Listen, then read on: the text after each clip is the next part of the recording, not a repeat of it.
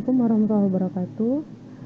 Kita ketemu lagi di kelas filsafat pendidikan matematika. Dan kali ini seperti biasa saya menyajikan review dari hasil diskusi kelompok 6 minggu lalu.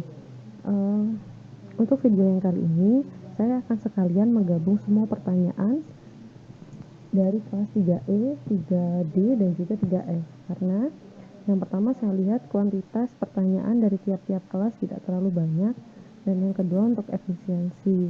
Kalau dulu Anda bisa melihat video dari kelas video review untuk kelas-kelas lain kan di video terpisah. Kalau sekarang biar jadi satu saja karena tidak terlalu banyak gitu ya.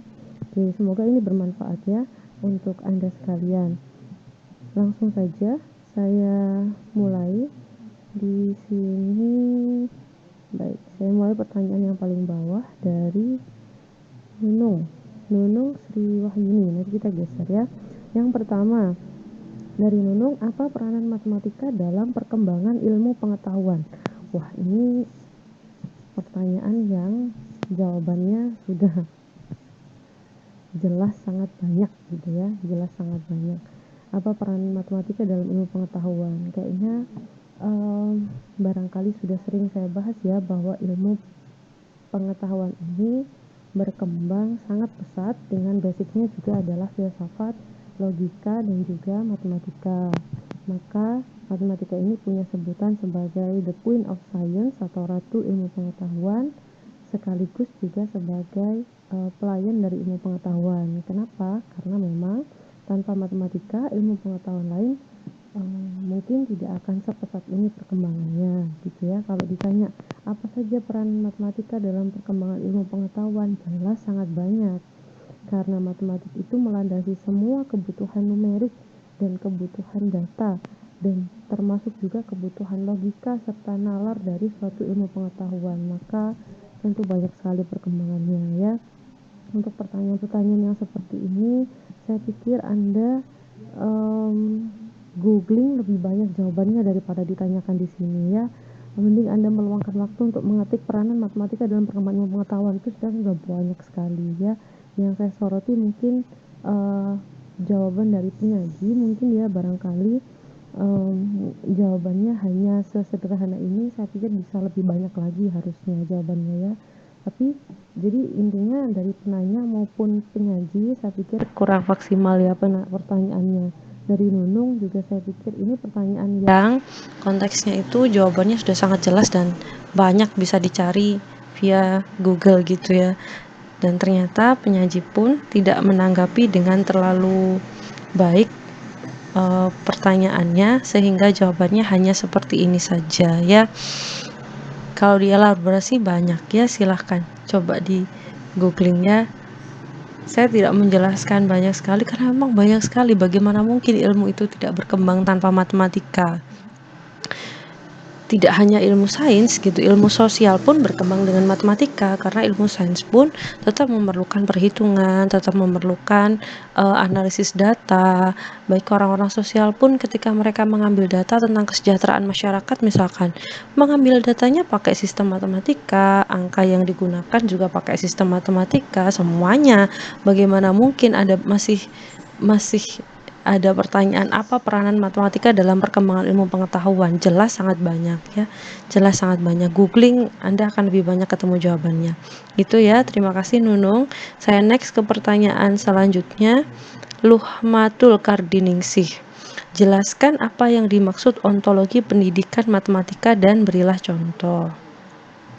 Oke, saya melihat jawaban dari Amalia Nurjannah di sini, mungkin dari penyaji ya. Dijelaskan ontologi matematikanya. Ontologi matematika merupakan suatu teori mengenai keberadaan tentang apa yang ada atau metafisik. Dalam ontologi matematika ada banyak hal yang dipersoalkan, misalkan cakupan dari pernyataan matematika. Cakupan tersebut dalam pandangan realisme empiris menjawab bahwa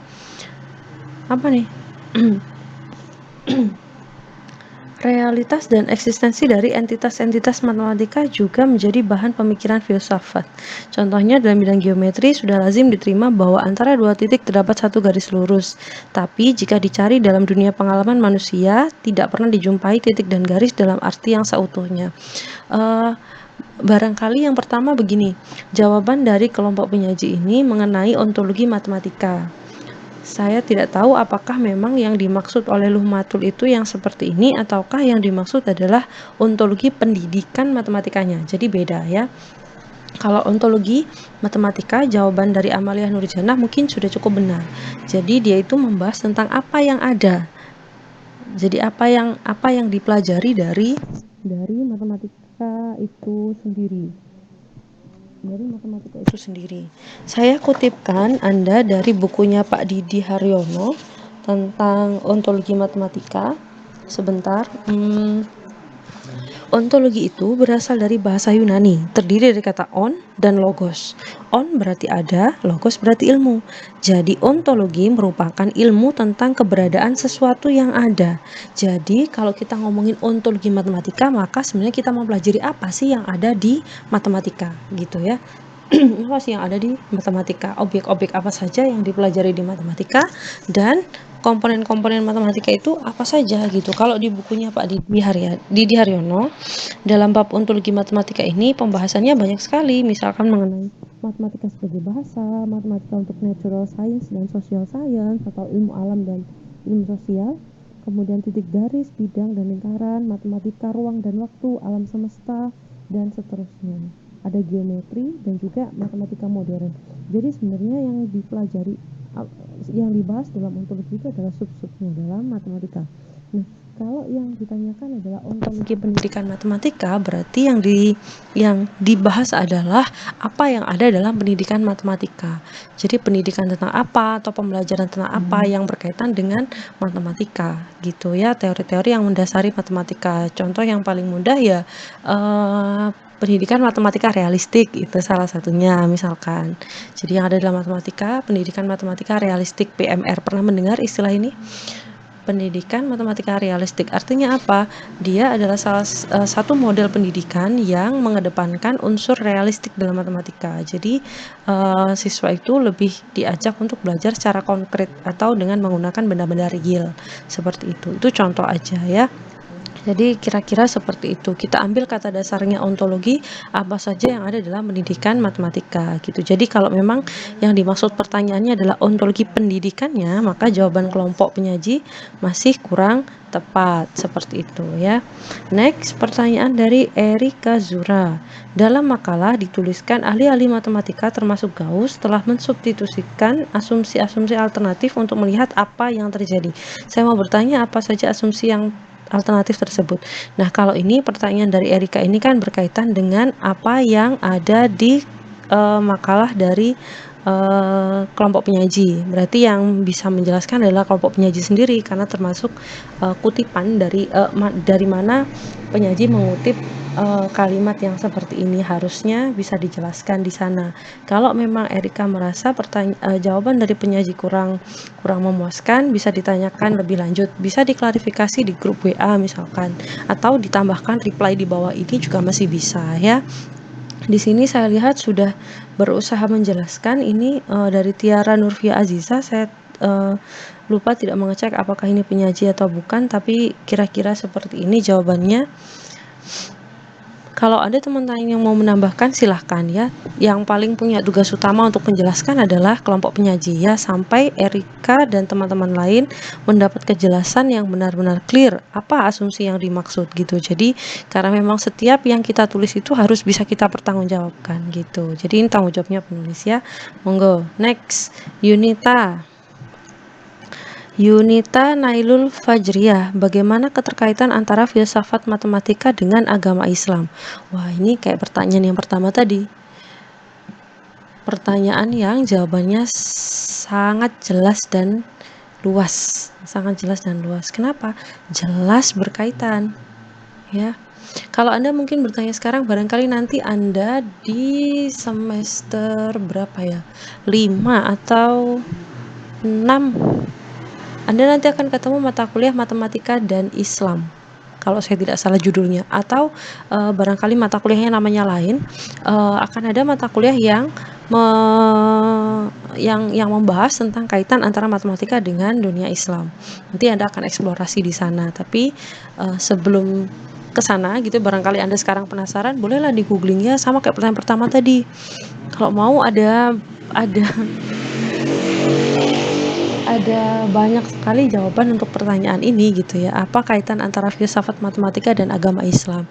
Kalau kaitan antara matematika dengan agama Islamnya saja sudah jelas sangat banyak. Al-Quran saja disusun dengan menggunakan aturan urutan penomoran ayat. Penomoran kan sudah sistem matematika, jelas berhubungan kan? Ya toh itu contoh yang paling sederhana sudah yang Anda lihat membaca Al-Quran setiap hari toh gitu. Terus eksistensi Tuhan misalkan. Barangkali Anda membaca di sini tadi ada beberapa jawaban. Nah ini ada yang ngomongin tentang Tuhan dan seterusnya. Kalau Anda membaca tentang aksioma itu adalah satu kesepakatan yang tidak perlu kita buktikan kebenarannya. Jadi dari awal sudah diterima bahwa oh ini benar gitu aksioma. Nanti ada di pertanyaannya siapa gitu ya, nanti lupa. Nah, di dalam Islam, konteks agama Islam, aksioma ini seperti kita mempercayai adanya Tuhan. Tuhan itu kan keberadaannya tidak bisa kita lihat, tidak bisa kita sentuh, tapi kan bisa kita lihat perwujudannya dalam hal-hal yang sifatnya itu aplikatif gitu ya, sifatnya aplikatif gitu. Nah, itu sama dalam matematik. Jadi kita mempercayai sesuatu yang sebenarnya non wujud gitu, non wujud, tapi kok kita bisa percaya ya. Nah, gitu sebenarnya kaitannya banyak. Filsafat matematik itu mengajarkan kita untuk berpikir secara lurus, secara runtut, sistematis. Sebenarnya dalam Islam pun seperti itu. Ketika kita ngomong sesuatu, itu harus ada dalilnya. Jangan asal ngomong sembarangan. Islam mengajarkan kalau tidak tahu lebih baik diam gitu kan ya. Sama sebenarnya dalam matematik juga seperti itu. Kalau kita nggak punya buktinya, jangan ditulis gitu. Kalau kita tidak yakin bahwa itu benar, kalau kita belum membuktikan sesuatu itu memang benar, kita nggak perlu ngomong nyerocos panjang lebar. Orang matematik seperti itu. Sama dalam Islam juga demikian. Jadi kalau ditanya apa keterkaitan antara filsafat matematika dengan agama Islam, ya panjang jawabannya, panjang kali lebar ya. Saya pikir ini jawaban teman-teman di bawah itu adalah ya tambahan. Ya, tambahan. Nanti ada di pertanyaannya siapa juga ada lagi yang tambahan yang seperti ini ya. Ini bukunya Pak Abdus Syakir ini juga banyak yang ngomongin tentang hubungan antara matematika dan Islam gitu. Nanti Anda akan ketemu di semester berapa ya? 5 atau berapa gitu nanti ya. Silakan eksplorasi lebih lanjut di sana nanti ya. Gitu. Next, Mufidatul Lutfiana. Apa tujuan dipelajarinya filsafat matematika khususnya bagi kita yang berada di jurusan matematika? Ya, memahami tujuan itu memang perlu ya, tapi kalau ditanyakan sekarang kok kayaknya agak terlambat ya. Di sini penyaji mungkin ya Amalia Nurjana menjawab tujuan mempelajari filsafat matematika adalah untuk menunjukkan dasar yang sistematis dan benar-benar aman untuk benar-benar aman. Gimana nih? Untuk pengetahuan matematika diperuntukkan untuk kebenaran matematika. Mohon maaf ya, tapi penyaji saya tidak memahami apa maksud jawaban dari Anda. Maunya apa dan kemana saya tidak mendapatkan intinya. Kok kesannya ini jawabannya kayak seada-adanya gitu ya. Mohon maaf, tapi Anda tidak akan dapat skor dari jawaban ini gitu karena nggak menjawab sama sekali. Tujuan mempelajari filsafat matematika kalau Anda berada di jurusan matematika ya jelas Anda supaya tahu apa saja sih komponennya di dalam matematik itu, apa saja sebenarnya ruang lingkupnya matematika itu, apa saja sebenarnya sejarahnya matematika dulu bisa muncul itu seperti apa, kemudian orang-orang yang berpikir dan bernalar menjiwai matematika dalam dirinya itu ketika bersikap dalam kehidupan sehari-hari seperti apa. Ketika seseorang itu dikatakan sudah mencintai dan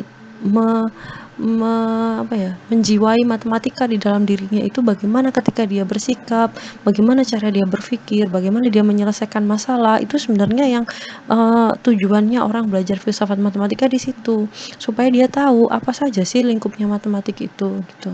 Nanti akan lihat, nanti ini nyambung sama pertanyaannya siapa ya nanti. Nah, nanti di belakang pertanyaannya apakah yang dipelajari dalam matematika itu hanya hitung-hitungan saja gitu, nanti nyambung ke sana ya, Anda supaya tahu. Jadi tujuan kita belajar filsafat ya di sini ini supaya Anda tahu ontologinya matematika, epistemologi matematika, aksiologi matematika itu apa saja di sini gitu. Jadi kalau Anda bertanya ini di sini nampaknya kok kurang pas ya. Nampaknya kok kurang pas. Gitu. Terima kasih pertanyaannya Mufidatul Lutfiana. Selanjutnya pertanyaan dari Muhammad Saifuddin Zuhri. Dalam aliran filsafat matematika, konstruktivisme diperoleh dari proses aktif. Apakah yang dimaksud proses aktif di sini berkaitan dengan sosial manusia? Jika iya, tolong jelaskan arti dari matematika sebuah konstruktivisme sosial. Nah, ini kayaknya agak ini nih, karena istilah dan biasanya penjelasannya kadang agak sedikit, bahasanya agak sedikit berat. Konstruktivisme itu seperti maknanya, jadi dia itu dikonstruksi, dibentuk, dibangun, ya kan, konstruktivis itu. Nah, konstruktivisme diperoleh dari proses aktif, betul, karena memang ketika kita itu membangun sesuatu atau membangun suatu pemahaman, kita lakukan melalui proses-proses yang terjadi dalam lingkup nalar maupun dalam lingkup fisik. Kok mulai bulat ini saya ngomongnya.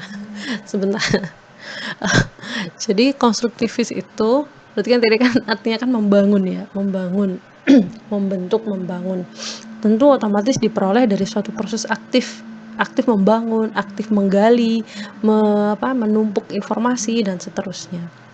Nah, apakah yang dimaksud proses aktif ini berkaitan dengan sosial, yang dimaksud sosial manusia? Tidak semuanya ya. Jadi istilah istilah di situ konstruktivisme sosial itu hanya menggambarkan keadaan bahwa konstruktivis ini terjadi dalam lingkup dunia kita, lingkup keseharian sebenarnya. Kalau kita telah lebih lanjut, saya sudah cross check makalah yang ditanyakan oleh Mas Saifuddin Zuhri, kalau tidak salah makalahnya kelas 3F. Memang penjelasan di sana teramat sangat singkat dan kurang jelas. Nanti boleh dibantu, boleh dibantu kalau misalkan ini teman-teman sambil browsing ya.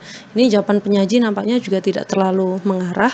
Boleh teman-teman nanti browsing mengenai konstruktivisme sosial dan bagaimana matematika itu dipandang dalam konstruktivisme sosial. Ceritanya kalau saya tidak salah membaca dalam konstruktivisme sosial, pengetahuan itu dibangun atas dua hal. Ada pengetahuan objektif, ada pengetahuan subjektif. Nah, yang subjektif itu adalah pengetahuan yang sebelumnya memang sudah ada dalam diri seseorang gitu. Nah, pengetahuan objektif itu yang dibangun seiring berjalannya waktu dan kemudian digabungkan dengan pengetahuan subjektif yang sudah ada dalam diri individu. Nah, matematik itu sebenarnya seperti itu gitu. Sebenarnya kita mulai dari kita kecil, dari lahir, kalau secara umumnya yang dimaksud matematika sebuah konstruktivisme sosial itu artinya begini. Matematika itu, kalau saya bahasa mudahnya ya, saya menerjemahkan begini. Matematika itu sejak kita kecil sampai sekarang itu dibangun secara bertahap ya. Jadi sebenarnya kita sudah dianugerahi fitrah kemampuan kecerdasan oleh Allah Subhanahu wa taala dan kemudian kita dilatih dan dikonstruksi secara tidak langsung oleh lingkungan, dikasih stimulus, kemudian kita mengkonstruksi. Kita akan belajar lama-lama. Oh, kalau angka yang seperti ini tulisannya itu adalah angka 3. Oh, kalau yang mirip bebek ini namanya angka 2 dan seterusnya dan seterusnya dan seterusnya. Jadi gampangnya contoh mudahnya seperti itu. Jadi matematik itu kita konstruksi mulai dari yang basic, yang sederhana, kita tumpuk lagi konsepnya sampai nanti nyampe ke konsep yang sifatnya abstrak semacam aljabar, kemudian geometri Euclid. Nanti Anda akan ketemu dan Anda pun akan terus berjalan ini semester 3, 4, 5, 6 Anda akan mendapatkan pengetahuan lain tentang matematik dan itu Anda konstruksi gitu. Kira-kira seperti itu ya. Mudahnya untuk memahami kira-kira seperti itu ya. Saya tidak ngomongin tentang perdebatan mengenai konstruktivisme sosial sebagai filsafat matematika atau apa, nggak perlu sampai situ kita ya, nggak perlu sampai situ karena kajian itu terlalu mendalam. Biarkan itu diselesaikan oleh mereka, beliau-beliau yang sudah mengambil program magister dan doktoral. Kalau sekarang cukup Anda pelajari yang seperti yang tadi saya jelaskan aja ya, the easy one. Oke, selanjutnya terima kasih ya Zuhri. Kemudian selanjutnya dari Dea Anggi Noviana. Di makalah dijelaskan, menurut Falibisme, matematika menangani hubungan kuantitatif dalam dunia nyata sehingga asumsi kebenaran seperangkat aksioma baru akan nampak terbukti setelah melalui masa-masa panjang pengalaman dan pengamatan atas realita. Yes, bukan berdasarkan pembuktian secara deduktif aksiomatik. Oke, tolong jelaskan pembuktian deduktif aksiomatik. Oke, barangkali ini saya dulu tidak barangkali saya dulu belum menjelaskan atau barangkali Anda belum pernah membaca bahwa matematik itu adalah sebuah penalaran atau ilmu yang berdasarkan atas bentuk penalaran deduktif aksiomatis. Artinya apa? Jadi sebenarnya ada dua aliran ya penalaran itu. Ada penalaran deduktif, ada penalaran induktif. Kalau penalaran deduktif itu berarti dia itu dari pemahaman yang umum menuju ke khusus. Kalau induktif sebaliknya, dari pemahaman yang khusus menuju ke pemahaman umum. Artinya begini, dalam konsep induktif dulu ya, dari kasus-kasus, kasus ini, misalkan percobaan terhadap seekor burung misalkan ya, penalaran induktif seekor burung diberikan makanan berupa daging ayam, nggak dimakan misalkan, dikasih makan serangga, nggak dikasih makan misalkan, kemudian dikasih makan jangkrik misalkan ya, nggak dimakan juga, dikasih makan daging-dagingan yang lain ternyata nggak mau juga.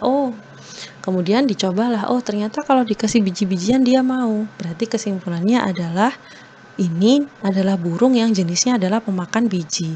Nah, konsep berpikir seperti itu tadi artinya kan dia kan berangkat dari hal-hal yang khusus. Ini dicoba enggak, ternyata kesimpulannya adalah yang satunya. Nah, itu namanya berpikir induktif. Kalau berpikir deduktif itu prosesnya kebalikannya. Jadi sudah ada ininya dulu, sudah ada kalimat kesimpulannya dulu kasarnya ya, sudah ada hipotesis, sudah ada teorinya dulu di depan, kemudian di belakangnya kita pembuktian. Nah, salah satunya adalah bentuk deduktif aksiomatik. Ini kalau yang penjelasan dari Yunita Nailul Fajriyah sudah betul sebenarnya. Jadi dalam sistem deduktif matematika, bukan deduktif ya, deduktif atau deduktif sebenarnya. Deduktif matematika dikenal dua istilah, yaitu pengertian dan pernyataan. Pengertian itu definisi, pernyataan itu aksioma, pernyataan pangkal. Jadi basicnya matematik itu, orang matematik itu modal utamanya adalah definisi dan juga aksioma. Definisi itu apa? Definisi itu kesepakatan yang sudah kita terima secara umum dan disepakati oleh orang di seluruh dunia, bahwa suatu bangun yang terdiri atas 4 sisi dengan sisi yang sama panjang itu kita sebut persegi. Nah, itu adalah definisi, ya kan? Dan definisi ini sebenarnya berasal dari kesepakatan orang-orang di seluruh dunia, gitu. Modal yang kedua adalah aksioma. Aksioma itu apa? Aksioma itu pernyataan yang kebenarannya tidak perlu dibuktikan. Ini kebenarannya langsung bisa diterima, itu namanya aksioma. Nah, dalam matematik ketika kita memunculkan suatu isu memunculkan suatu ilmu atau teorema yang baru atau teori yang baru, maka modalnya adalah dua hal ini, definisi dan pernyataan, gitu. Jadi definisi dan pernyataan ini digunakan untuk membuktikan apa yang sudah teori yang kita munculkan yang baru itu tadi, gitu. Ini pembuktian Ini contohnya, dua titik hanya dapat dibuat tepat satu garis. Dari urutan penyajian matematika dimulai dari pengertian garis itu apa, kemudian aksioma, dan seterusnya. Kemudian pembuktian deduktif aksiomatik terjadi karena bukti teorema didahului aksioma. Herman Hudoyo menyebutkan bahwa aksioma digunakan untuk menyusun sistem matematika akan menentukan bentuk sistem matematika itu sendiri. Sebenarnya seperti itu proses pembuktiannya. Barangkali Anda sekarang belum melewati banyak proses pembuktian, maka Anda nanti akan sering ketemu di mata kuliah lainnya, analisis real, mata kuliah yang lain yang banyak pembuktian, struktur aljabar misalkan, dan seterusnya. Kalau yang barangkali semester 1 masih ingat yang kuliah logika dengan saya sudah mengajarkan beberapa proses pembuktian, itu juga proses deduktif namanya, gitu ya. Bolehlah nanti ditambah sambil searching ya, penalaran deduktif dalam matematika. Nanti muncul deh penjelasannya ya, tinggal googling aja. Atau apa itu penalaran deduktif gitu, udah muncul semuanya. Itu tips dari saya. Monggo ya, silakan eksplorasi sendiri. Itu kira-kira seperti itu. Terima kasih, ini pertanyaannya Dea, cukup bagus.